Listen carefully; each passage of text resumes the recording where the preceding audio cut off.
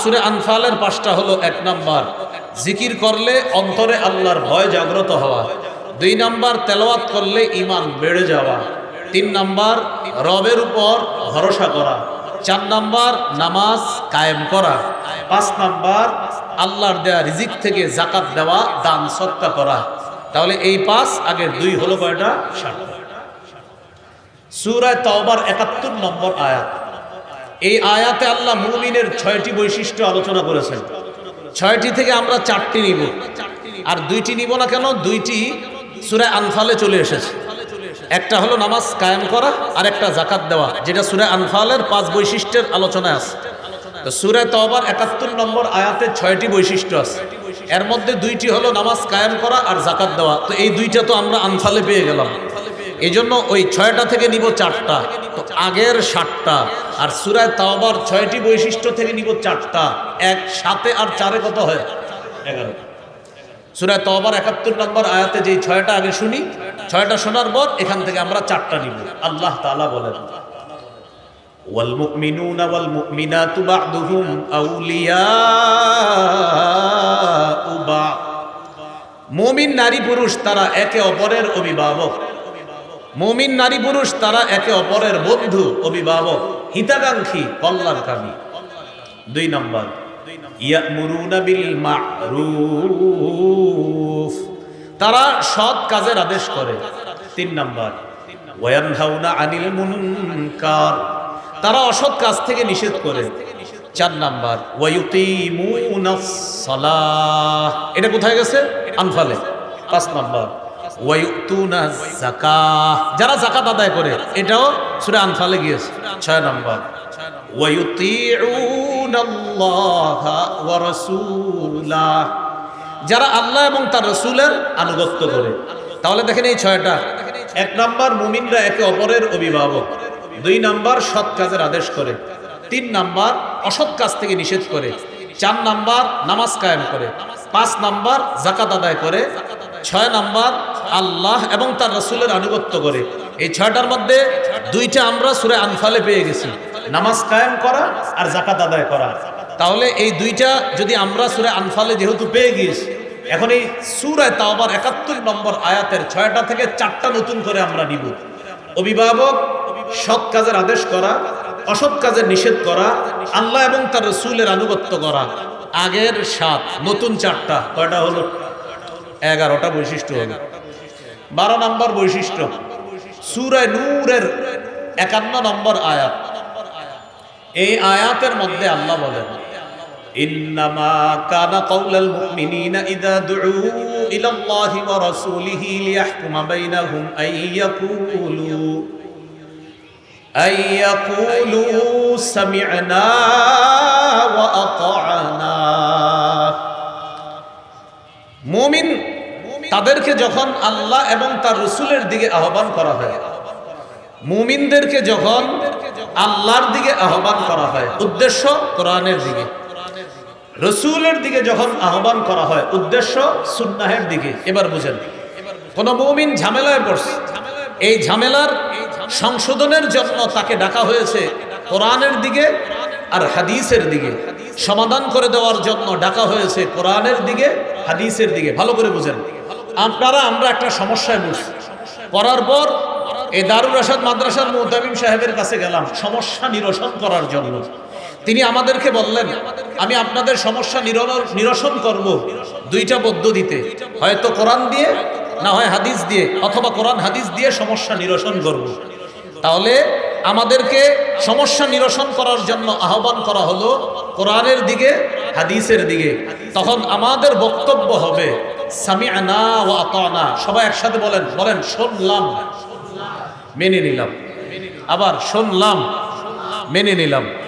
তাহলে মুমিনদের 12 নম্বর বৈশিষ্ট্য, মুমিনদেরকে যখন কোরআন এবং হাদিস অনুযায়ী ফয়সালার জন্য আহ্বান করা হয়, তখন মুমিন বলে, ও কোরআনের ফয়সালা, হাদিসের ফয়সালা আমি শুনলাম, আমি মেনে নিলাম। মুমিন কোনো উগ্র আচরণ করবে না, কারণ কোরআনের ফয়সালা আর হাদিসের ফয়সালা শুনলে মুমিনের বক্তব্য, আমি যা করেছি কোরআনের ফয়সালা আর হাদিসের ফয়সালা, এটা আমার পক্ষে হোক আমার বিপক্ষে হোক, সামি'না ওয়া আতা'না, শুনলাম, মেনে নিলাম। তাহলে এখন আপনারা বলেন, আমাদেরকে যদি কোরআন কোনো সমাধান দেয়, হাদিস কোনো সমাধান দেয়, তখন আমরা উগ্র আচরণ করব নাকি বলবো শুনলাম মানলাম? কি বলবো? আল্লাহ আমাদেরকে এই বৈশিষ্ট্য অর্জন করার তৌফিক দান করেন। এই হলো 12 নম্বর। 13 নম্বর বৈশিষ্ট্য, মুমিনরা যখন কোনো সমষ্টিগত দলের মধ্যে থাকে, তখন প্রধান যিনি থাকে তার অনুমতি ছাড়া মুমিনরা কোথাও যায় না। মুমিনরা দলবদ্ধ কোনো কাজে থাকলে প্রধান যিনি থাকে তার অনুমতি ছাড়া কোথাও যায় না। যেমন আপনারা 3 দিনের জামাতে গেলেন, কোনো একজন আমির সাহেবের অধীনে আপনারা 3 দিনের একটা জামাতে গেলেন। জামাতে যাওয়ার পর আপনি 5 মিনিটের জন্য ফার্মেসিতে যাবেন ঔষধ আনার জন্য। আপনি চাইলেই পারেন আমির সাহেবকে না বলে ফার্মেসিতে যাইতে, কিন্তু এটা আপনি করবেন না। কারণ মুমিনের এটাও একটা বৈশিষ্ট্য, মুমিন যখন দলগত কোনো কাজে থাকে, দলবদ্ধ কোনো কাজে থাকলে তখন মুমিন কোনো কাজ করতে হলে আমিরের অনুমতি নেয়, তারপর সেই কাজ করে। এটাও মুমিনের একটা বৈশিষ্ট্য। এ হলো 13 নম্বর। যেমন সূরা নূরের 62 নম্বর আয়াত, 18 নম্বর পৃষ্ঠার শুরু আয়াতটা, সূরা নূরের 62 নম্বর আয়াত। খন্দকের যুদ্ধ চলতেছে, পাথর কেটে কেটে গর্ত খনন করা হচ্ছে। রাসূলুল্লাহ সাল্লাল্লাহু আলাইহি সাল্লাম এবং সাহাবায়ে কেরাম সবাই এই পাথর খননের কাজে অংশগ্রহণ করছে। এই কষ্টদায়ক কাজের মধ্যে সাহাবীরা না খেয়ে পেটের মধ্যে পাথর বাঁধছে। রাসূল সাল্লাল্লাহু আলাইহি সাল্লামের পেটেও পাথর বাঁধা, প্রচন্ড কষ্ট হচ্ছে, এক তো গরম, আবার পাথর কেটে গর্ত খনন করা। সেখানেও মুনাফিকরা কি করে? মন চাইলে তারা ভেঙে যায়। আর মুমিনরা কি করে? আল্লাহ বলে, হাবিব, মুমিনরা যদি কোথাও যাইতে হয় আপনার অনুমতি ছাড়া এই কষ্টের কাজ ছেড়েও তারা কোথাও যাবে না, যাইলেও আপনার অনুমতি নিয়ে তারা যাবে। কারণ দলবদ্ধ কাজের মধ্যে তারা যখন থাকে, তখন তারা প্রধান যিনি থাকে তার অনুমতি ছাড়া তারা কোথাও যায় না। যেমন আল্লাহ বলেন, ইন্নামাল মুমিনুনা আল্লাযীনা আমানু বিল্লাহি ওয়া রাসূলিহি ওয়া ইযা কানু মা'আহু আলা আমরিন জামি' লাম ইয়াযহাবু হাত্তা ইস্তাযিনুহু। প্রকৃত মুমিন তারা যারা আল্লাহকে আর তার রাসূলকে বিশ্বাস করে, যারা নবীর সাথে দলবদ্ধ কোনো কাজের মধ্যে থাকলে, সমষ্টিগত কোনো কাজের মধ্যে থাকলে নবীর অনুমতি ছাড়া লাম ইয়াযহাবু হাত্তা ইস্তাযিনু, নবীর কাছে অনুমতি ছাড়া তারা কোথাও যায় না।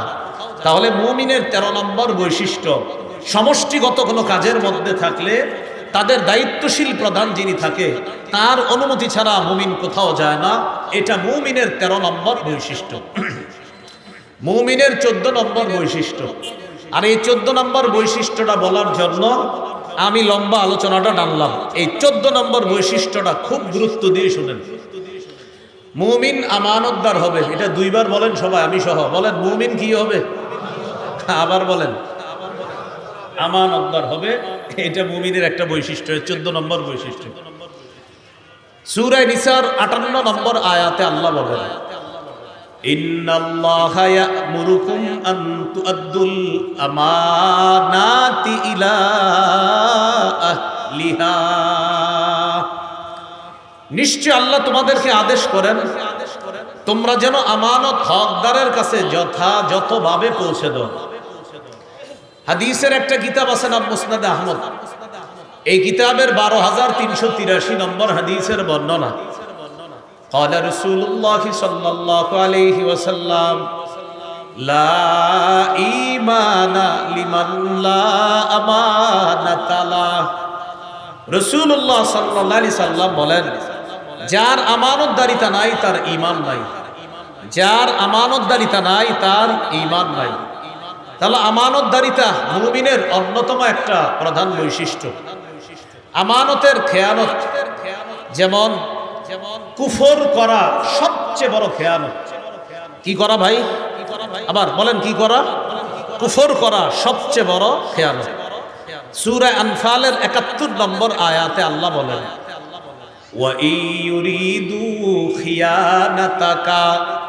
নবী, তারা যদি আপনার সাথে বিশ্বাস ভঙ্গের ইচ্ছা করে, দেখেন আল্লাহ বিশ্বাস ভঙ্গের আরবিটা কি বলছে কোরআনে? খিয়ানাতা। ওয়া ইউরিদু, তারা যদি ইচ্ছা করে, খিয়ানাতাকা আপনার সাথে বিশ্বাস ভঙ্গের ইচ্ছা যদি তারা করে।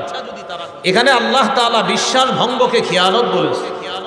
ফাকাদ খাদুল্লাহ মিন ক্বাব, ইতিপূর্বে তারা খিয়ানত করেছে। হাবিব, তারা যদি আপনার সাথে বিশ্বাস ভঙ্গের ইচ্ছা করে, এতে আশ্চর্য হওয়ার কিছু নাই। ইতিপূর্বেও তারা বিশ্বাস ভঙ্গ করেছে।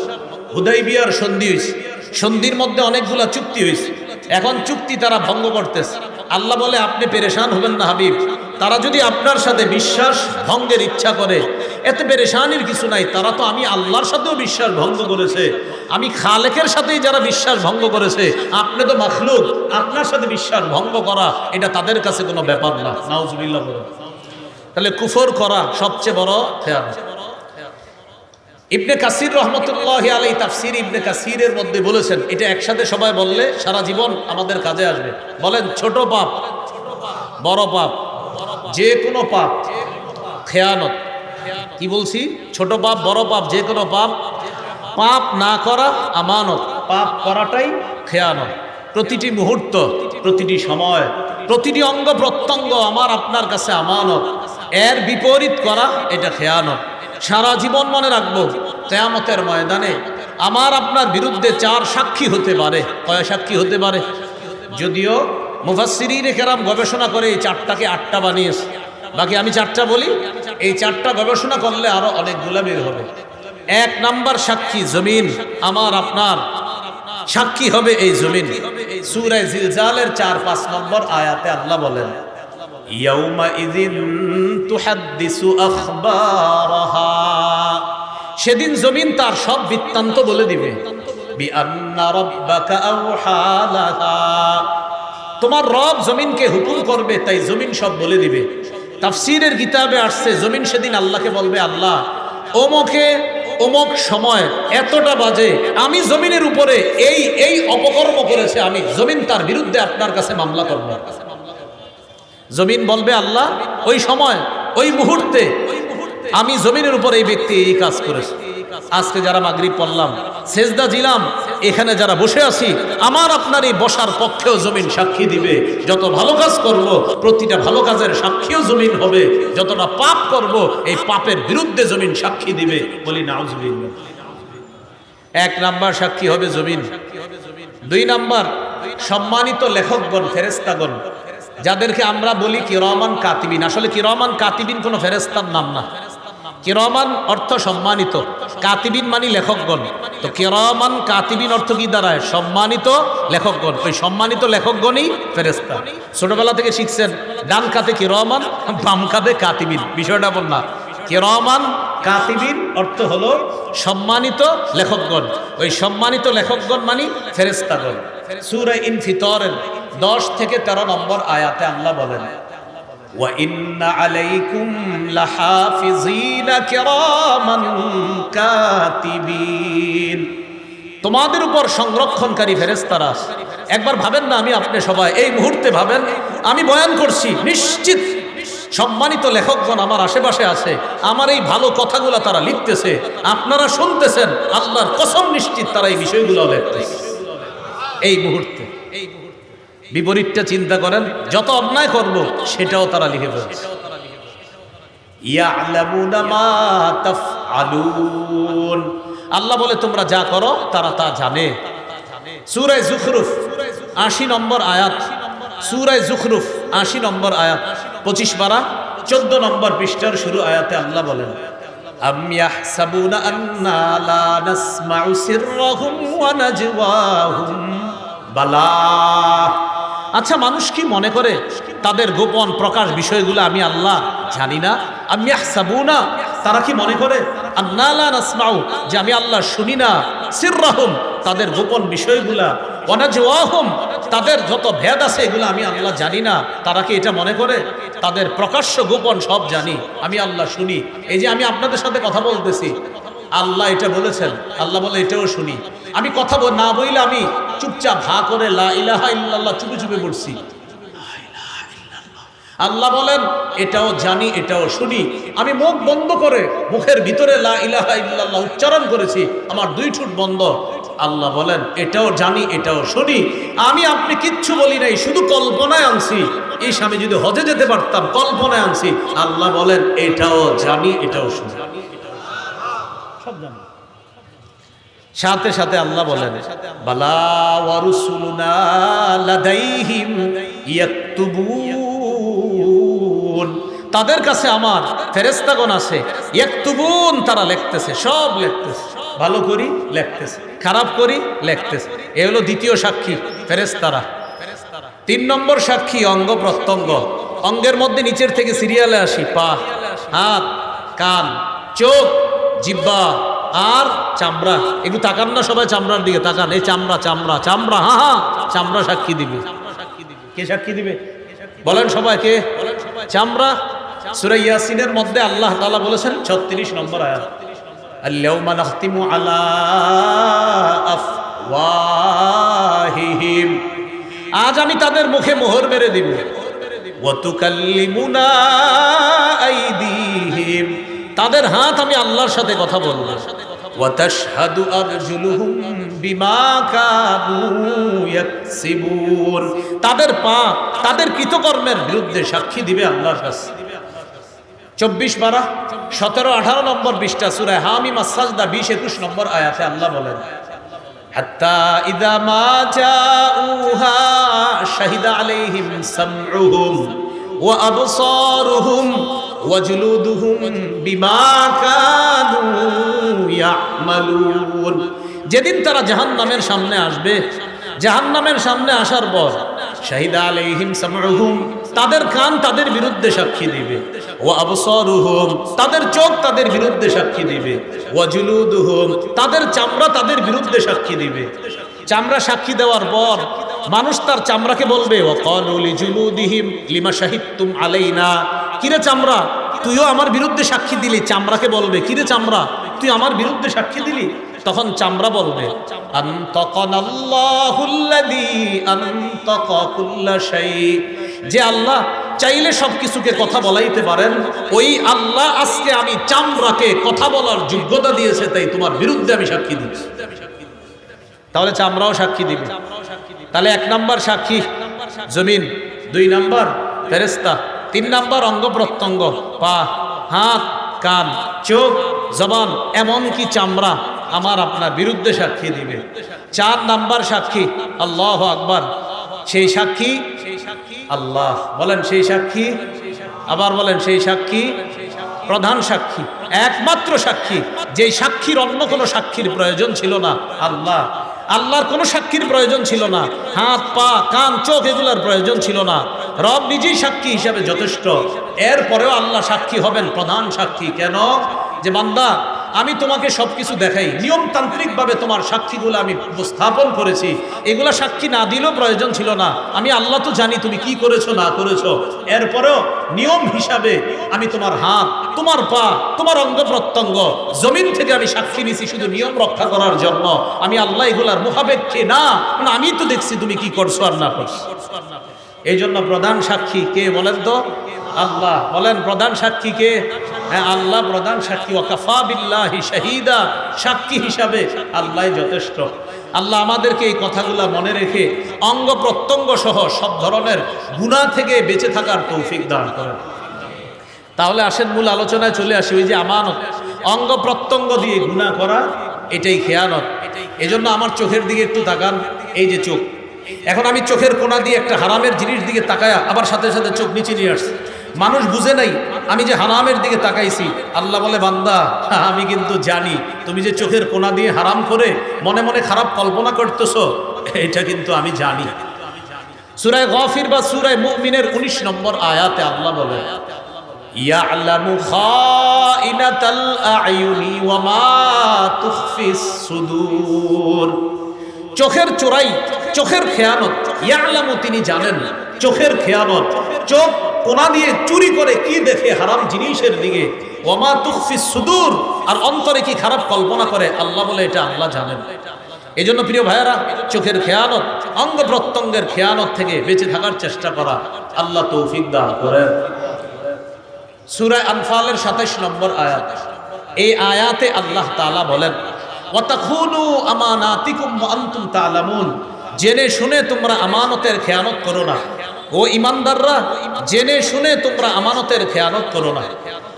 আয়াতের ব্যাখ্যায় ইমাম কুরতুবী রাহমাতুল্লাহি আলাইহি লেখেন, আব্দুল্লাহ ইবনে আমর ইবনুল আস রাদিয়াল্লাহু তাআলা আনহুর বর্ণনা তিনি বলেন, আউয়ালু মা খালাকাল্লাহু তাআলা মিনাল ইনসানি আল ফারজা, মানুষের অঙ্গ প্রত্যঙ্গের মধ্যে আল্লাহ সর্বপ্রথম সৃষ্টি করেছেন লজ্জাস্থান।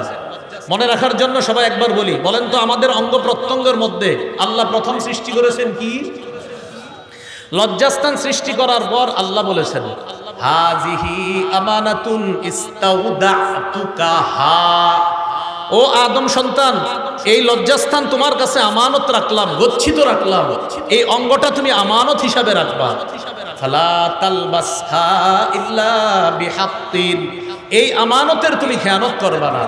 ফাইন হাফিজতাহা হাফিজতুকা, আল্লাহ বলেন, বান্দা লজ্জাস্থান নামক অঙ্গ, এই আমানত যদি তুমি রক্ষা করো, আমি আল্লাহ তোমাকে বিপদ আপদ থেকে রক্ষা দেব। এরপর বলেন, ওয়াল ফারজু আমানা, লজ্জাস্থান আমানত, ওয়াল উযুনু আমানা, কান আমানত, ওয়াল আইনু আমানা, চোখ আমানত, ওয়াল লিসানু আমানা, জবান আমানত, ওয়াল বাতনু আমানা, পেট আমানত, ওয়াল ইয়াদু আমানা, হাত আমানত, ওয়ার রিজলু আমানা, পা আমানত। ফালা ঈমান লিমান লা আমানাতা লা, যার আমানতদারিতা নাই তার ঈমান নাই। এক অংশ আমি, বাকি অংশ খালি আপনারা আমানত বলবেন। বলেন তো, লজ্জাস্থান, চোখ, কান, জিহ্বা, পেট, হাত, পা। অতএব আজকে থেকে প্রতিটা পদক্ষেপের আগে চিন্তা করবেন, আমার পুরা বডিটা আমানত, খেয়ানত হচ্ছে না তো, এই চিন্তা করা। আল্লাহ আমাদেরকে এই আমানতগুলা রক্ষা করার তৌফিক দান করেন, খেয়ানত থেকে বাঁচার তৌফিক দান করেন। ওয়াদা ভঙ্গ করা বড় ধরনের খেয়ানত, খেয়ানতের একটা। সূরা মাঈদার 13 নম্বর আয়াতে আল্লাহ বলেন, ফাবিমা নাকদিহিম মিসাকাহুম লাআন্নাহুম ওয়াজআলনা কুলুবাহুম কাসিয়া, ইহুদিরা ওয়াদা ভঙ্গ করার কারণে আমি তাদেরকে আমার রহমত থেকে বঞ্চিত করলাম। লাআন্নাহুম এর শাব্দিক অর্থ হলো আমি আল্লাহ তাদেরকে অভিসম্পাত করলাম। আল্লাহ অভিশাপ করার অর্থ হলো রহমত থেকে বঞ্চিত করা। আল্লাহ বলেন, তারা ওয়াদা ভঙ্গ করার কারণে আমি তাদেরকে আমার রহমত থেকে বঞ্চিত করলাম। ওয়াজআলনা কুলুবাহুম কাসিয়া, আমি আল্লাহ তাদের অন্তরগুলা শক্ত করে দিলাম। ইউহাররিফুনাল কালিমা আম মাওয়াদিহি ওয়া নাসু হাজ্জাম মিম্মা যুক্কিরু বিহি, ইহুদিরা তাওরাতের সঠিক বিষয়গুলা আপন জায়গা থেকে সরায়া দেয়। তারা তাওরাতের সঠিক বিষয়গুলা আপন জায়গা থেকে সরায়া তারা বিকৃত করে দেয়। আল্লাহ বলেন, এই বিকৃত করাটা এটা ওয়াদা খেলাফ করা। এই জন্য আমি আল্লাহ তাদেরকে রহমত থেকে বঞ্চিত করলাম। ওয়ানাসু হাজ্জাম মিম্মা যুক্কিরু বিহি, তাদেরকে যেই উপদেশ দেওয়া হয়েছে এই উপদেশ তারা ভুলে যাওয়ার কারণে আমি আল্লাহ তাদেরকে অভিসম্পাত করলাম, তাদেরকে রহমত থেকে বঞ্চিত করলাম। বর্তমানে আমাদের মুসলমানদের ধর্মীয় গ্রন্থের নাম কোরআন। এই কোরআনের অপব্যাখ্যা হয়, এই কোরআনের অপব্যাখ্যা সংসদের মতো পবিত্র জায়গায় দাঁড়ায়ও করা হয়। সেখানে দাঁড়ায় নিজের পক্ষে সাফাই গাওয়ার জন্য বলে, আমার সন্তান আহলে কিতাবকে বিয়ে করছে। আহলে কিতাব একটা বিষয় আছে, কিন্তু আহলে কিতাব কি জিনিস এটা তো বুঝতে হবে আলেমদের থেকে। সংসদের মতো পবিত্র জায়গায় দাঁড়ায় আহলে কিতাব শব্দটা বইলা, বাক্য বইলা সরাসরি কোরআনের অপব্যাখ্যা করে। আল্লাহ বলেন, ইহুদিরা তাওরাত বিকৃত করার কারণে আমি তাদেরকে রহমত থেকে বঞ্চিত করলাম। মুসলমানদের মধ্যেও কিছু মুসলমান শুধুমাত্র নিজের ভয়ঙ্কর একটা চরিত্রকে প্রতিষ্ঠিত করার জন্য প্রয়োজনে কোরআনও যদি বিকৃত করতে হয়, কোরআন বিকৃত করতেও ইতস্তবোধ করে না, শুধু নিজের খারাপ অবস্থা টিকিয়ে রাখার। এটা অন্যায়। আল্লাহ তাআলা কিন্তু রহমত থেকে বঞ্চিত করেন। সূরা মাঈদা 13 নম্বর আয়াত। এরপরে আল্লাহ কি বলে দেখেন, ওয়ালা তাজালু তাত্তালিউ আলা খাইনাতিম মিনহুম ইল্লা কালিলাম মিনহুম। আল্লাহ তাআলা বলেন, নবী ভবিষ্যতে আপনি কিছু ইহুদি ছাড়া বেশিরভাগ ইহুদিদের থেকে খেয়ানত দেখতেই থাকবেন। আজও পর্যন্ত ইহুদিরা খেয়ানত করে। 2-4 দিন মাইর খাইলে তখন বলে উই আর সরি, আমরা দুঃখিত, ও ফিলিস্তিনিরা আমগরে মাফ করে দাও। এই মাফ করে দেওয়ার আবার 2 দিন পরেই দেখা যায় তারা তাদের যেই ভয়ঙ্কর চরিত্রটা এটা আবার তারা প্রকাশ করা শুরু করে।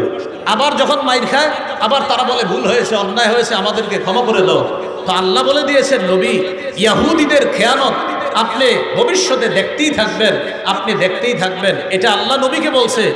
আর আমরা যারা শেষ উম্মত, আমরাও এখনো দেখতেছি ইহুদিরা প্রতিনিয়ত ওয়াদা ভঙ্গ করে যাচ্ছে। হঠাৎ একটা ওয়াদা করে, এই ওয়াদা আবার তারা ভঙ্গ করে। শান্তি চুক্তির ওয়াদা করে, আবার এই ওয়াদা তারা ভঙ্গ করে। এই ওয়াদা ভঙ্গ যে করবে তারা, এটা আল্লাহ বলে দিছে যে এটা তারা করতেই থাকবে। কবে? দাজ্জালের দলে যোগ না দেওয়ার আগ পর্যন্ত ওদের এই ওয়াদা ভঙ্গর খেলা চলতেই থাকবে।